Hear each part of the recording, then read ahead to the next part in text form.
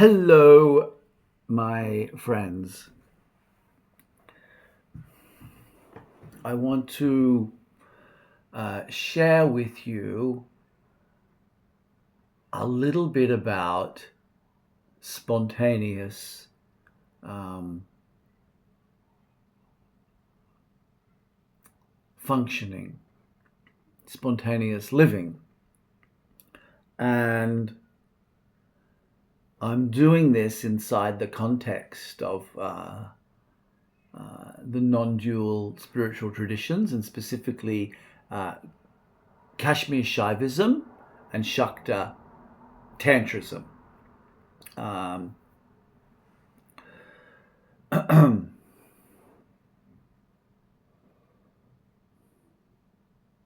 we can start with uh, our thoughts. You know, um, our thoughts are a vibration of consciousness. All there is consciousness, and in fact, uh, what is, in the sense of the appearance of consciousness, right? The appearance. Look around you right now. You know what's there? The wall, the floor. There's a screen that you're looking at. There's a body, right? There's a body. I mean, the body that you're seeing, the eyes you're seeing through those eyes. There's seeing, right? There is seeing. There's thought bubbling up. There's feeling. There's sensation. There's life force. There's presence. It's all. It's all spontaneously presenting itself. The thoughts that are arising are a part of that total field. The total field of universal presence, such that it's manifesting however that appears, whatever that is. You see. So we as spiritual aspirants, let's say, as yogis and yoginis, as jnanis and bhaktas and karma yogis, raja yogis, we're all,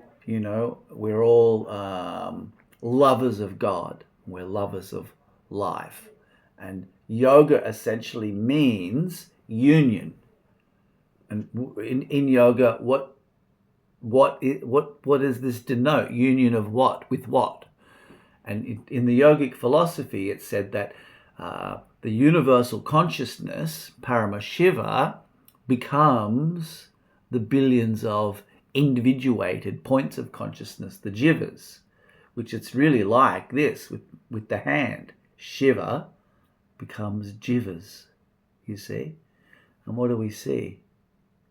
The jivas are a function of Shiva. The movement of the jivas depends on a deeper, greater reality, and is not different from that deeper, greater reality. You see? So in the same way, exactly like that, our thought, our thinking, the thinking process is a function of something greater. We can say there's a brain, and there's a body mind, there's life force, there's breath. There needed to be evolution of the human being, you see. There needs to be a planet because there needs to be oxygen. The planet needs space. Do you know what you see? That the planet needs the sun, it needs the moon. You know, for all of these things to happen, there has to be the molecular structure and the atomic structure and the subatomic structure, and there's the quantum reality. That all has to be what it is and function as it does in relation to the other layers. It's all working together, you see. So we can behold, essentially, we can behold the totality of life as a form of God's breath, or as perhaps we could say a side effect of the beating of God's heart. And now the point in saying that is it's a side effect of something greater and vaster, of a source, a fundamentally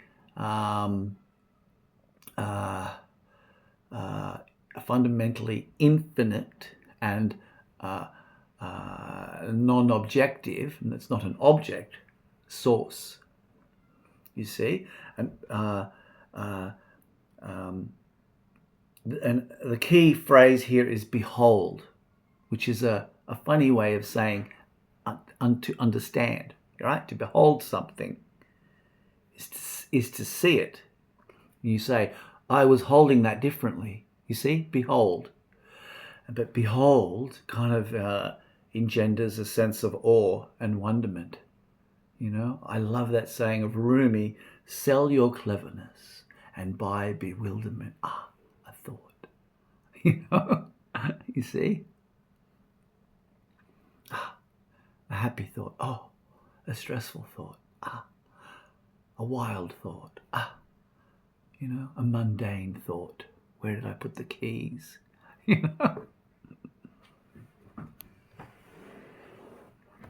See, those thoughts are arising as they are an effect of, or they are an aspect of a deeper harmony, a vaster reality.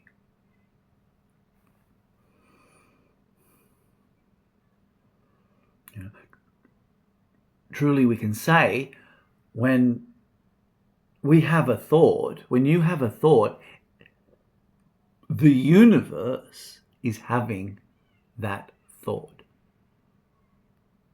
When you move your arm, the universe is moving as that event. You see, it's an aspect of, or it's happening within this vaster reality that includes that there needs to be breath, and there needs to be oxygen, there needs to be gravity, which involves a planet, which involves an atmosphere, which involves a sun, you see, which involves space.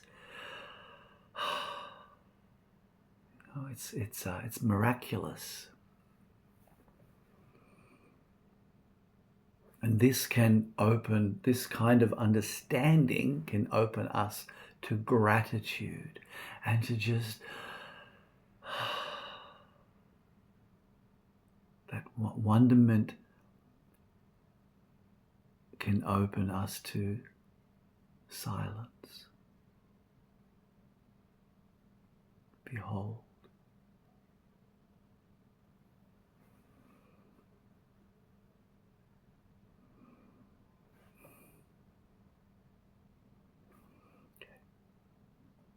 Namah Shivaya. Thank you.